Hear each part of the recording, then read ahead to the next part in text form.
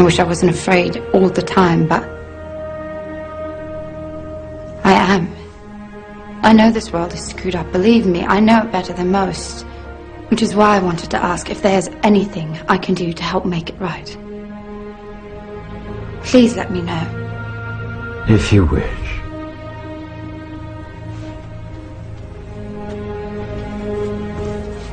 Be very manifestum vivus vici. By the power of truth, I, while living, have conquered the universe. Personal motto? From Faust. That's about trying to cheat the devil, isn't it? It is. And speaking of the devil, I was wondering if your offer to help was still standing.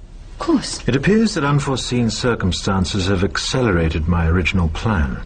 As a result, I'm in need of someone with some theatrical skill. I'll do my best. I believe you will. We are consciousness. All that is, has been, and ever will be. There is nothing to fear. Whatever happens, we are always that. Mind fears because it's programmed to fear. When we're conscious, there's no fear in this. It's a shake of the head. Pathetic. Pathetic. Pathetic. And we need to do this. Compliance. We need to challenge that. Not with violence, not even with aggression. We just need not to fight it. We need to walk away, because without our acquiescence, it cannot survive. You know, when you look at a pyramid, we've been manipulated to believe the power in a pyramid is at the top. It ain't. The top of the pyramid is there because the rest of the pyramid's holding it up. We're holding this whole thing together. There's this story I told many years ago of a British comedian called Larry Grayson, who died. I kind of knew him vaguely, and not closely, but vaguely. And I went to his memorial service in Covent Garden, and this other comedian did this tribute to his life in which he read out this story that Larry Grayson had told him. When they were going around the variety halls and the theatres in the 60s, they had this all-male show. And Larry Grayson was the only woman in it because he was dressed up as a woman. And he said that the end of the show, the last scene, all the sailors, all the men came on dressed as sailors, and they were singing Rule Britannia. You know, Rule Britannia, Britannia rules the waves. Oh, I'm very pleased for you. Okay? And as it built up, Larry Grayson would come on dressed as Britannia with the helmet and the shield, and he would be manhandled up the side of this pyramid to the top for the big finish. And he said one night, he said things seemed to be going rather well. He said, and then I noticed that a sailor in the bottom left-hand corner had got rather a cough. And this cough got worse and worse and worse to the point where the sailor couldn't stay in the pyramid anymore and stepped out of it. Larry Grayson, symbolic of this elite at the peak of the pyramid, ended up in the second row. And the elite, the power center, had done nothing to bring about this. One sailor, the bottom of the pyramid, had got a cough. And the whole thing collapsed. And I listened to that and I thought, my God, yes, that's it. We, the powerless people, are holding the powerful people up there, and they know that. They're terrified of us realizing that. Do you remember that movie, animated movie, A Bug's Life? A Bug's Life with the grasshoppers? And what happened was, there was these ants, an ant island as they called it, and these grasshoppers used to come every year and take all the food, and the ants had to spend a whole year gathering the food together for the grasshoppers because they were terrified of the grasshoppers. And there weren't many of these grasshoppers, and one day they're in their winter quarters in a tree, these grasshoppers, and they've got all the food they need, and someone suggested among the rank and file grasshoppers that they didn't need to go to Ant Island this year because they had all the food they needed.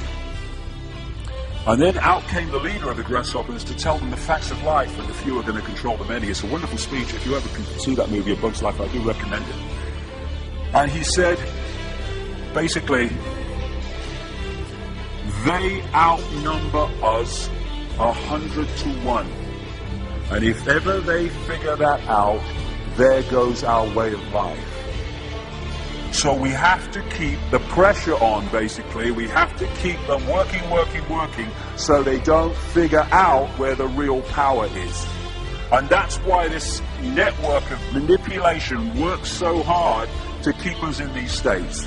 Like I said earlier, what are people leaving foreclosed homes for? Foreclosed by banks that have caused the unemployment that lead to them having to leave their homes. Stay there, refuse to leave, make it difficult for them.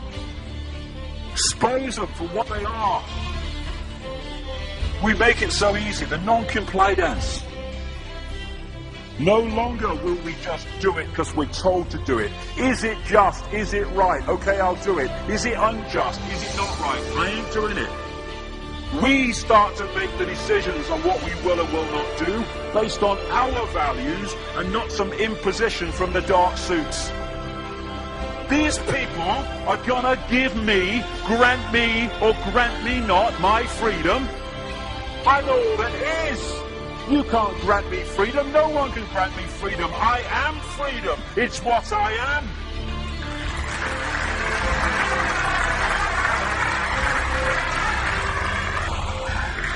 The big question, what would consciousness do?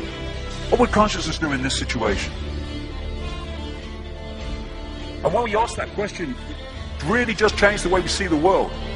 Not what would I do, mind, frightened. What would consciousness do? You know, this is a great line. If it's not right, don't do it. If it's not true, don't say it. And what would transform this world overnight is if we started doing what we knew to be right in the situations we face, instead of what we think is right for us in the moment.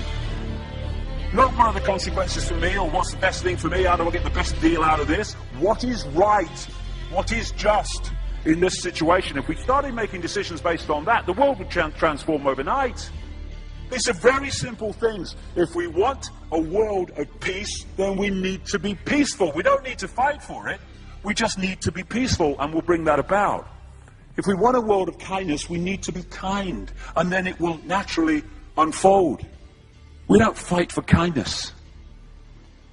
As Martin Luther King said, it's a wonderful saying, piece of oratory. Cowardice asks the question, is it safe? Expediency asks the question, is it politic? Vanity asks the question, is it popular? But consciousness asks the question, is it right? And there comes a time when one must take a position that is neither safe, nor politic, nor popular, but one must take it because it is right. And when enough of us do that, what is right will manifest by definition.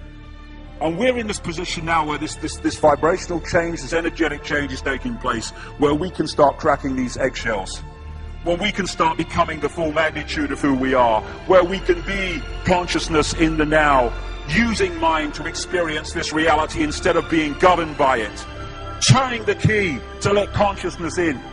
We're being offered this opportunity now. No longer can we say we didn't realize who we are, we didn't know we could do that. I was kind of waking up one day, and I saw this earth imprisoned, and I saw this big lock and a key going in and being turned.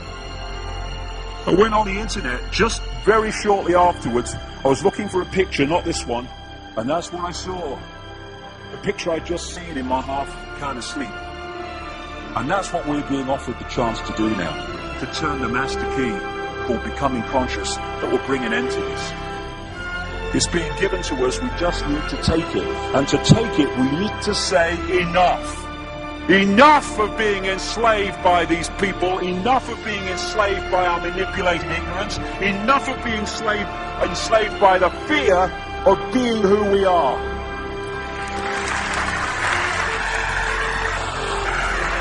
Enough! It is time to fly. It is time to fly. Thank you very much.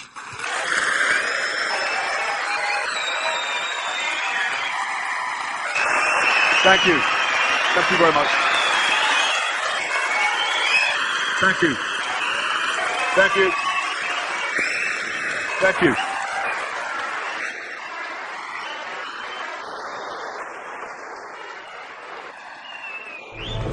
Enemy is approaching fast. Requesting orders. General, what should we do? There's no response from command or from party leader Creedy.